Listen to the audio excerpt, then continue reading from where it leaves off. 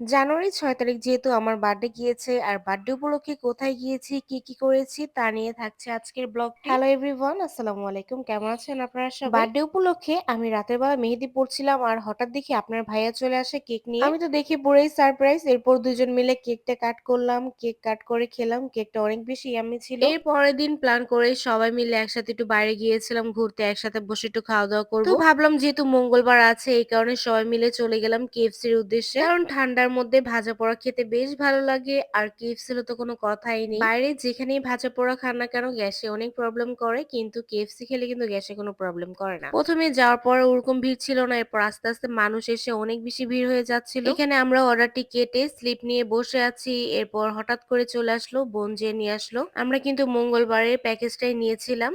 এরপর সব আন্ডা বাচ্চা নিয়ে একসাথে বসে চিকেন খেলাম, খেয়ে তো বেশ ভালো লাগলো। খেতে খেতে ভাবি আবদার করছিল যে চলো আমরা একটু যেয়ে শহীদ মিনারে একটু ফুচকা খেয়ে এসে একটু টক টক ভালো লাগবে। তো ভাবি বলছে, ভাবির আবদার তো রাখতে পারিনি। এরপর চলে গেলাম আন্ডা বাচ্চা নিয়ে আমরা শহীদ মিনারে। বাচ্চাগুলো তো কেএফসি খেয়ে অনেক বেশি মজা পেয়েছে আর আমারও বেশ ভালো লেগেছে। ঠান্ডার মধ্যে পুরো গরম গরম। এরপর যেই বলা সেই কথা, ঠান্ডার মধ্যে আবার চলে গেলাম শহীদ মিনারে। আর শহীদ মিনারে ঢোকার আগে বাচ্চা কাচ্চা খেলনা দেখে তো এখানেই জমে গেছে পুরা। এরপর ভাবি খেলনা কিনে দিল, তারপর আমরা আস্তে আস্তে শহীদ মিনারের ভিতরে ঢুকে গেলাম। আর ঢোকার পরেই ভাবি নিয়েছিল ফুচকা আর আমি নিয়েছিলাম বেলপুরি। মিষ্টি টক দিয়ে খেতে কিন্তু বেশ ভালো লাগছিল আর শহীদ মিনারের চটপটি ফুচকা কিন্তু বেশ মজা। এদিকে আমরা এগুলো খেতে খেতে ওদিকে বাচ্চা কাহিনী আবার শুরু করছে, তারা বেলুন কিনবে। মানে বাচ্চা কাচ্চা নিয়ে বাইরে গেলে তার কিছু খাবে তো নাই, এটা কিনবে ওইটা কিনবে, যত সব খেলনা। আর শহীদ মিনার এসেছি, চা খাবো না তা কি করে হয়। এরপর দুই বোনে মিলে চা নিলাম, চা খেলাম। চা তো আমার বেশ পছন্দ,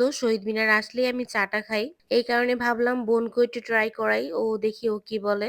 এরপর কিন্তু আমরা যেহেতু বের হয়ে যাব, বের হওয়ার পথে দেখলাম এখানে যেহেতু ঠান্ডা পড়েছে এখন কিন্তু ভুট্টা ভাজছে রাস্তায়। আর এই ভুট্টা ভাজাটা কিন্তু আমার কাছে বেশ ভালো লাগে, ওরা যে স্পাইসি একটা মশলা দিয়ে দেয় ওইটার কারণে আরো বেশি ভালো লাগে খেতে। এরপরে ভাজা শেষ দিয়ে দিল আমাদেরকে, তবে ঝাল যেহেতু এই কারণে বাচ্চারা খেতে পারছিল না।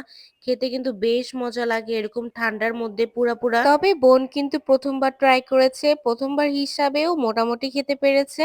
আর হ্যাঁ, যারা আমাকে মেসেঞ্জারে বার্থডে উইশ করেছেন তাদেরকে অসংখ্য অসংখ্য ধন্যবাদ। পুরা একটা বছর পরে আবার ভুট্টা খাচ্ছি, খেয়ে তো অনেক বেশি ভালো লাগছিল। আমার ভিডিওগুলি আপনাদের কেমন লাগে? যদি ভালো লেগে থাকে সুন্দর সুন্দর কমেন্ট করবেন, ভালো লাগলে অবশ্যই লাইক কমেন্ট শেয়ার করে দিবেন। আমার ভিডিওর সাথে থাকবেন, নেক্সট অন্য কোনো ভিডিও নিয়ে আপনাদের সাথে থাকবো। সবাই ভালো থাকবেন, সবাইকে আল্লাহ হাফেজ। আসার পথে যেই একটা ঠান্ডা লাগছিল, ঠান্ডা বাতাসে পুরা ভুট্টা খাচ্ছিলাম আর সেই মজা পাচ্ছিলাম।